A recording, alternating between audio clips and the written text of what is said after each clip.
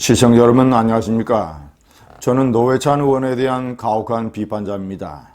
그의 사상, 그의 정책, 한미동맹과 국가보안법에 대해서 과격하고 급진적인 주장을 했던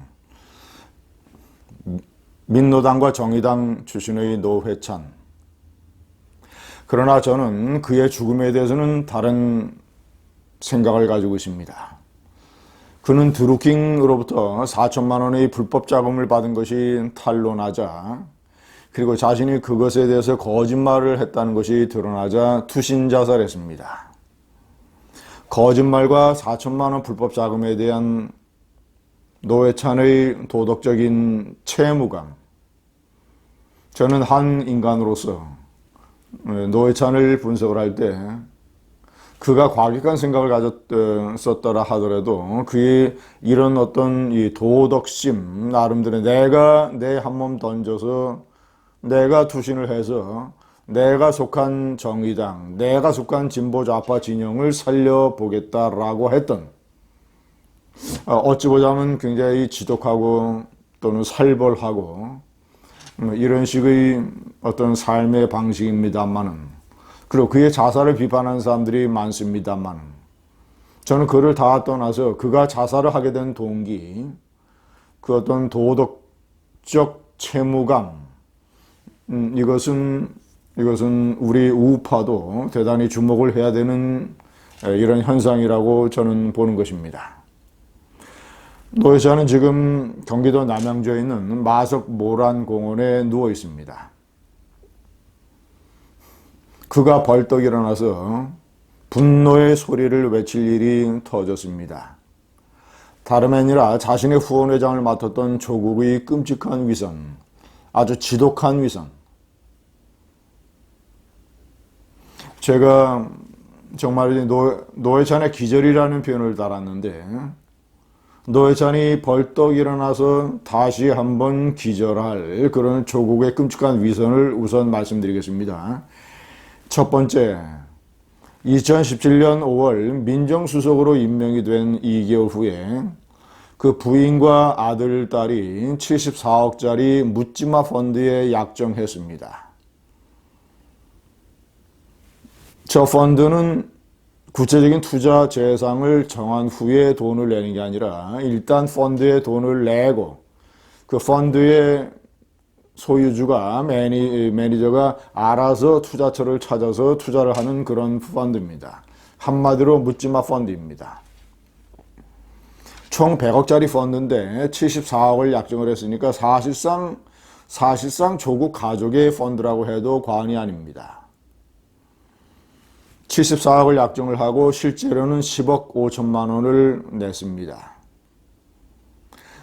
10억 5천만 원에는 부인 9억 5천만 원, 그리고 아들, 딸, 한 사람은 28살, 한 사람은 23살, 각각 5천만 원씩 총 10억 5천만 원을 이미 냈습니다.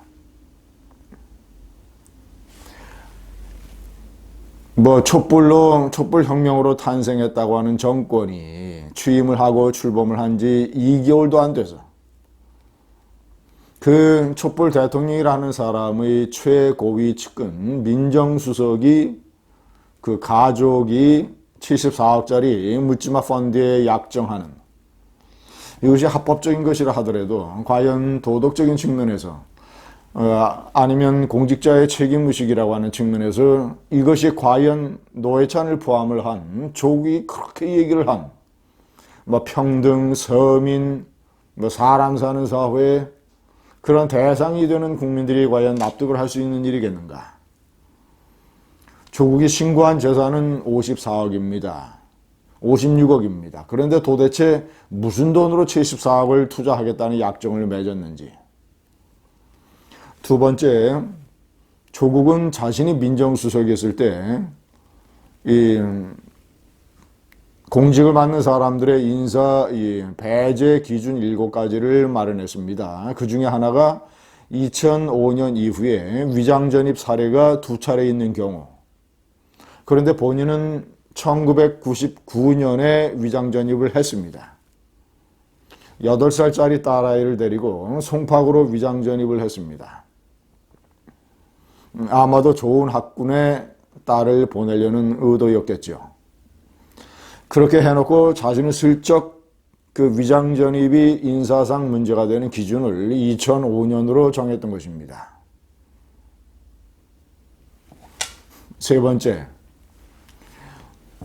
이명박 정권의 인사 임명 사례들에 대해서 위장전입을 이런 식으로 공격을 했었습니다. 한겨레 신문에 쓴 칼럼이었습니다. 돈이 없어서 좋은 학군으로 이사를 못 가는 사람들, 또 아니면 뭐 주소를 옮길 만한 그런 무슨 커넥션, 백그라운드가 없는 사람들, 이런 시민들의 마음을 후벼 파는 짓이다. 위장전입이라고 하는 것은. 네 번째, 이번에 법무부 장관으로 임명된 다음에 부인이 뒤늦게 소득세를 700여만 원이나 냈습니다. 법무부 장관으로 임명이 안 됐으면 저 세금은 내지 않았겠죠. 저것이 무엇에 대한 세금인지, 그리고 왜 뒤늦게 납부를 했는지. 시청자 여러분, 이런 사람이 노회찬의 후원회장이라고 맡았습니다. 노회찬은 우파 진영에서는 많이 비판하는 사람들이 많습니다만, 어쨌거나 이 좌파 진영에서는 노회찬은 서민을 위한 정치인의 상징처럼 되어 있습니다. 그가 정의당 대표 수락연설을 할 때 2012년 6411번 버스를 아시나요? 6411 버스는 저쪽 그 구로동에서 강남의 개포동으로 다니는 노선을 가지고 있는 버스입니다. 첫 차가 새벽 4시에 출발을 하는데 대개 강남의 빌딩에 예를 들어서 사람들이 출근하기 전에 청소 작업을 마쳐야 되는, 그래서 새벽 4시에 첫 차를 타고 출근을 하는 이런 청소부들, 그리고 경비원들, 이런 사람들이 주로 타는 버스입니다. 인원이 많아서 첫 차부터 가득 찬다고 합니다.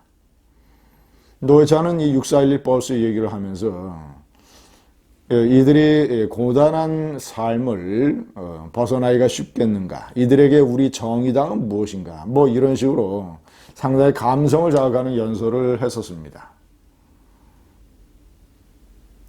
4천만 원 때문에 조국의 재산 규모에 비하면 좀 신랄한 표현을 쓰면 껌값일지도 모르겠습니다. 그런 4천만 원으로 인한 도덕적 채무감 때문에 투신 자살을 했던 노회찬. 이런 노회찬의 후원회장을 맡아서 노회찬의 후원회장이라고 하는 커튼으로 자신의 강남 좌파 위선을 가리려고 했던 조국. 이런 조국을 노회찬 의원이 무덤 속에서 어떻게 생각하겠습니까? 저는 조국의 이런 끔찍한 위선을 제가 일찍이 이미 7년 전 중앙일보 논설위원 시절의 칼럼에서 신랄하게 비판을 했었습니다. 제목은 조국을 분열시키는 조국이란 글이었습니다.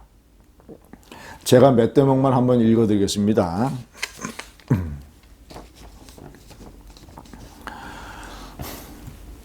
조국이 책에 쓴 글을 제가 비판했습니다. 조국이 쓴 글입니다. 국가의 최고 영역까지 금권의 충복들이 장악한 상태다.